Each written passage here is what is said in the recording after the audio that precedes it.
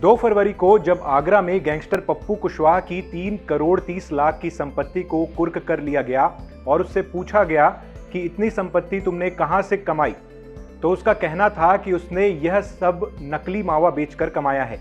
और यह हैरान कर देने वाली बात नहीं है, क्योंकि होली के त्योहार के आसपास नकली मावा बनाने और बेचने का गोरख धंधा फलने फूलने लगता है।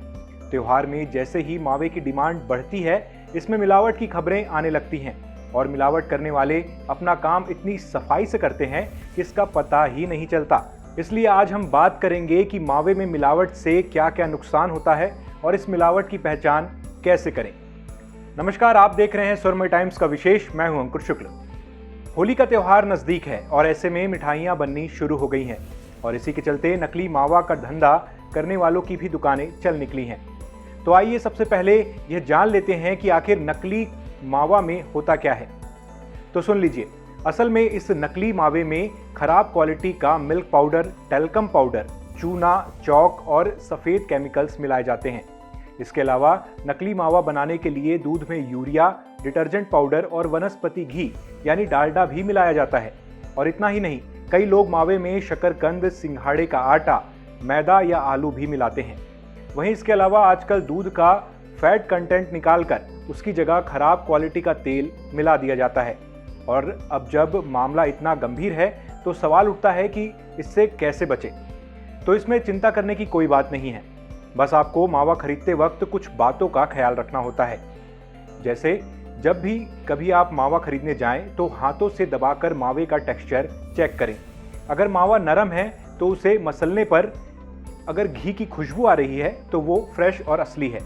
अब इसके बाद मावा को हल्का सा चख कर देखें, क्योंकि असली मावा मुंह में घुल जाएगा। पर अगर आपको खाने पर खारापन महसूस हो रहा हो तो समझ लें कि उसमें कास्टिक सोडा मिलाया गया है और वह मुंह के अंदर चिपकता है। इसी के साथ चीनी मिलाकर गर्म करने पर नकली मावा पानी छोड़ता है और उसे पानी में घुलने में टाइम लगता है। और यह भी याद रखिएगा कि हल्का ब्राउन मावा ठीक होता है, वहीं बिल्कुल सफ़ेद या क्रीमी मावा नकली हो सकता है। अब इतने सब के बाद हम यह भी सोचते हैं कि क्या मावे का कोई विकल्प है? तो हाँ, बिल्कुल है। आप नकली मावे से बचने के लिए घर पर दूध से मावा बना सकते हैं और इसके अलावा कई ऐसी मिठाइयाँ बना सकते हैं जिसमें मावे का इस्तेमाल नहीं होता, जैसे नारियल की बर्फ़ी, लौकी की बर्फ़ी, पेठे, सूजी की मिठाई। साथ ही गुजिये में मावे की फिलिंग की जगह ड्राई फ्रूट्स या खजूर की फिलिंग कर सकते हैं। अब तो चलिए, हमने ये कर लिया। अब उन लोगों का क्या जो अभी भी बाजार में नकली मावा बेच रहे हैं? क्या हम ऐसा करने वाले लोगों के खिलाफ शिकायत नहीं कर सकते? तो जवाब है हाँ, बिल्कुल कर सकते हैं। हम मिलावटी चीज़ों की शिकायत फूड सेफ्टी और स्टैंडर्ड अथॉरिटी ऑफ इंडिया यानी कि FSSAI के तहत कर सकते हैं। आपको बस सैंपल को लेकर फूड सेफ्टी अथॉरिटी के पास जाना होगा और वहाँ एक लिखित शिकायत दर्ज करवानी होगी कि ये जो पर्टिकुलर प्रोडक्ट हम रख रहे हैं उसकी जांच करवाई जाए, क्योंकि उसमें मिलावट है। अथॉरिटी उसे लैब भेजकर जांच करवाएगी। जैसे ही रिपोर्ट आपके फेवर में आएगी, वारंट जारी हो जाएगा। पर कानून में मिलावट करने वालों के लिए पूरी सज़ा रखी गई है, जिसके तहत मिलावटी सामान बेचने वाले दुकानदारों पर जुर्माने का प्रावधान है और उन्हें जेल भी जाना पड़ सकता है।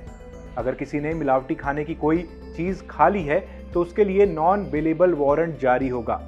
इसके बाद भी दोषी को 6 महीने से 3 साल की जेल होगी, लेकिन इसके लिए वो खाने की चीज़ लैब में टेस्ट की जाएंगी और मिलावट साबित होने पर सज़ा निश्चित है। दूसरी ओर अगर मिलावटी चीज़ किसी ने नहीं खाई है तो बेलेबल वारंट दोषी के खिलाफ जारी होगा। पर जब तक ऐसा होता है तब तक पूरा त्योहार जा चुका होता है और इसलिए हम चाहते हैं कि आप इस त्योहार में सतर्क और स्वस्थ रहें। शुद्ध मावे से बनी मिठाइयाँ खाएं और हर्बल गुलाल से होली खेलें। ऐसे ही वीडियोस के लिए आप बने रहिए स्वर्मय टाइम्स के साथ और हमारे इस वीडियो को लाइक और शेयर ज़रूर करें। साथ ही हमारे चैनल को सब्सक्राइब करना ना भूलें।